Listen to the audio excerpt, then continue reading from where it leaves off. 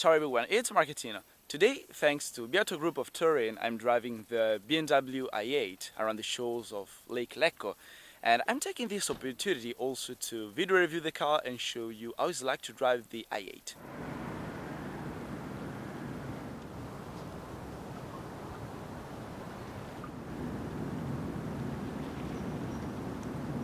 The BMW i8 features a keyless system, and by the way, I just locked the door because I want to show you that you simply have to keep the key in your pocket and you can open the i8 without using the key.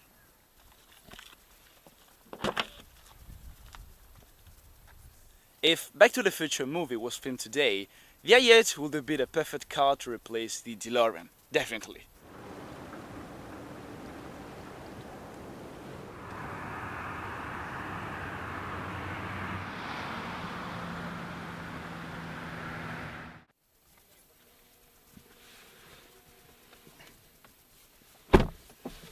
You know, when you're stepping inside the i8, it feels like you're getting inside the cockpit of a spaceship.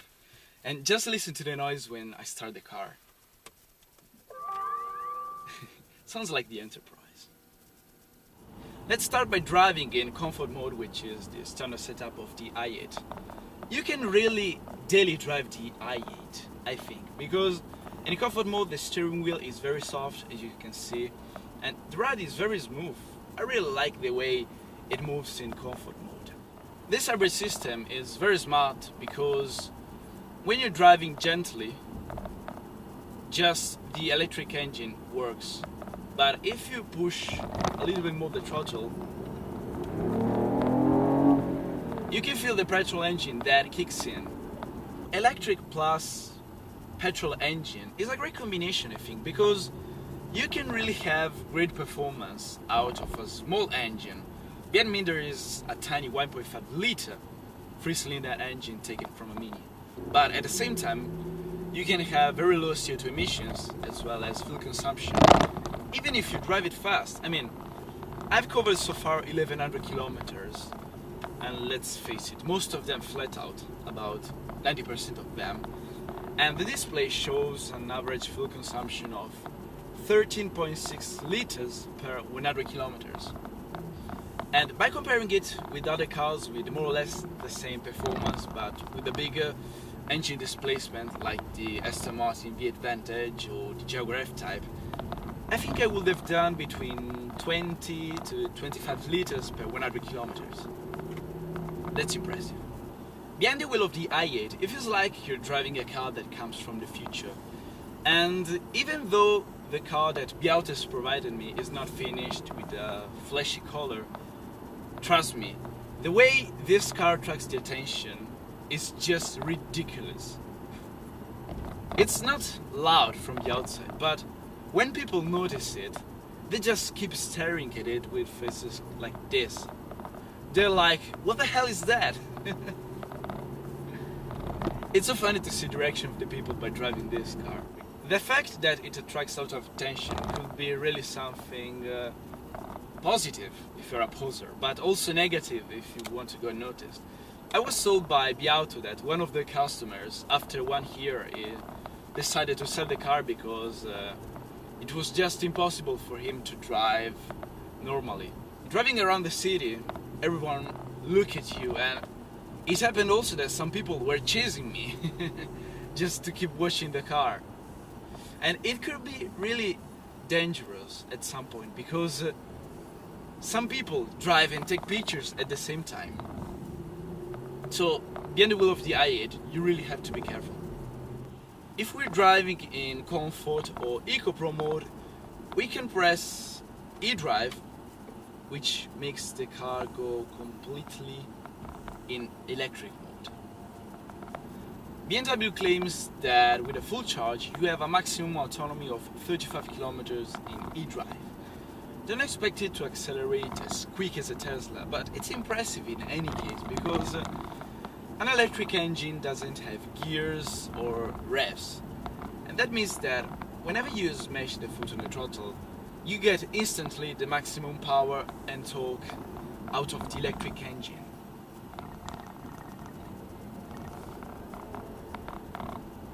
even the traction control kicks in because it really unleashes a lot of torque on the front axle. And by the way, yeah, when you drive in electric mode, just the electric engine is working and it delivers the power on the front axle. And that means that right now I'm driving a front wheel drive BMW.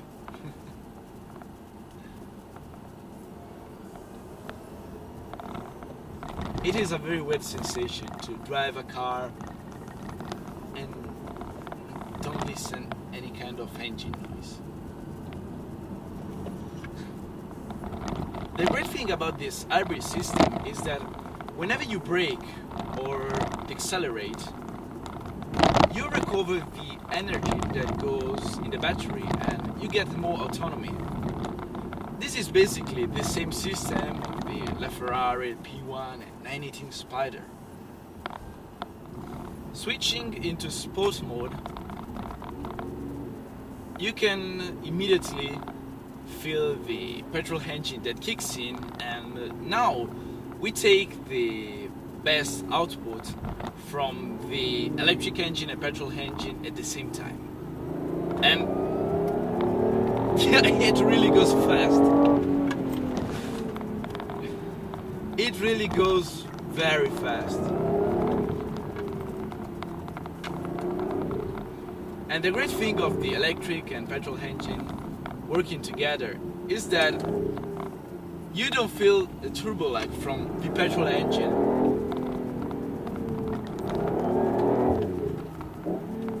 For being a tiny 3-cylinder engine, it really sounds good. In fact, too good to be real, because most of the sound is artificial, because it comes through the speakers of the car. And this is seriously uncool, to be honest. Let's put it this way. Would you ever go to a concert and listen to a singer that plays in playback?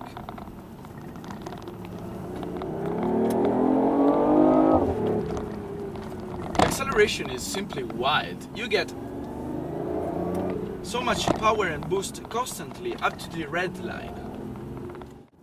Driving through a tunnel, you know that doing it with a supercar it's rather exciting, but doing it with a i8 is rather disappointing, because now I want to show you that you can actually hear that the i8 produces artificial noise from the speakers. Just listen. This is the sound from the inside, which is noisy, but when you pull down the window,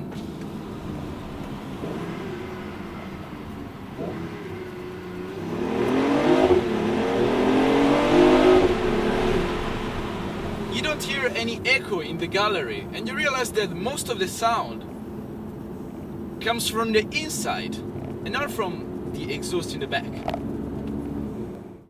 Even though it unleashes so much power and so brutally, I would say that it's very, very hard to power slide the i8 on a dry road or on a beautiful sunny day like this, because when you drive it fast in the corners, the i8 tends to understeer. Understeer aside, the i8 is very grippy. But what I don't really like is the steering wheel, because also in sports mode it's way too soft in my opinion, and it doesn't deliver a very proper feedback. It's not very communicative, I think. I know this is a GT car, but I didn't expect it to be like this. By the way, talking about the gearbox, another thing I don't like about the i8 is that in sport mode, even though you select the manual gear change, the gearbox is not completely manual, because you cannot redline it. Just look. First gear. You see, when I arrive to the red line, it changes gear automatically. So basically, the only manual thing I can really control is the shift down, which I like to do not with the pedal shifters, but with the gear selector. You can upshift as well, obviously.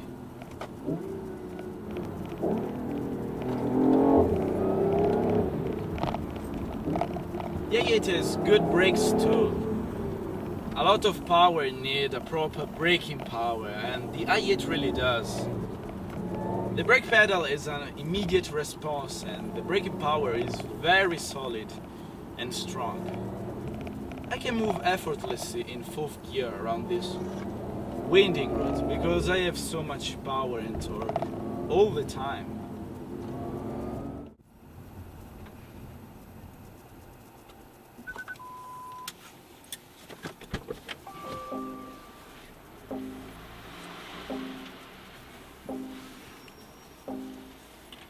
Oh my goodness.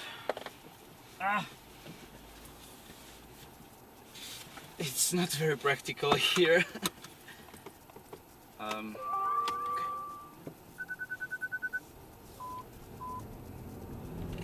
With this kind of opening mechanism of the doors, Prendere la you really... prossima uscita a destra sulla A4 direzione Torino.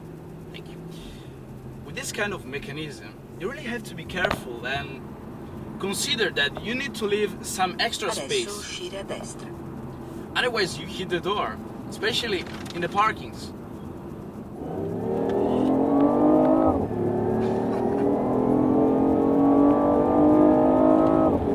Sure, it's not a problem to overtake with so much torque.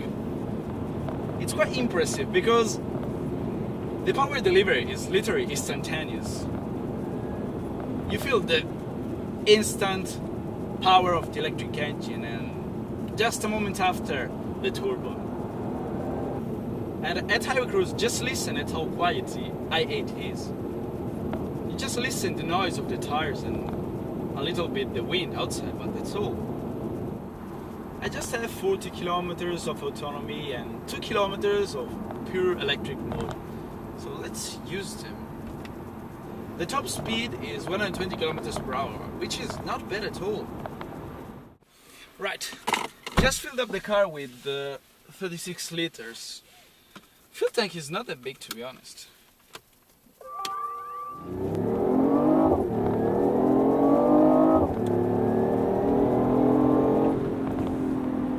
Most BMWs in general have one feature that should be available on every car, in my opinion, which is the head-up display. In case you don't know what it is, the head-up display, which is placed right there, it's a screen that shows in front of the driver some of the most important information, such as the actual speed, the speed limits, and the information to this and that. This is very helpful and makes the driver more concentrated to keep the eyes on the road. It sounds like a futuristic option, but actually this was introduced, I think, more than 10 years ago with the Corvette C5. I have to admit that this is very comfortable. But considering that this is a GT car, one thing that I really dislike about the i8 is the size of the trunk, because I expected it to be much bigger than this, considering that behind me there is a tiny 1.5 liter engine, so I thought that there would have been much more space for the trunk. Another thing that is related to the trunk that I seriously dislike is the button to open the trunk, which is placed right here, just below the button to pull down the windows. You can imagine how many times I open the trunk while driving. This is so stupid, BMW. Why here?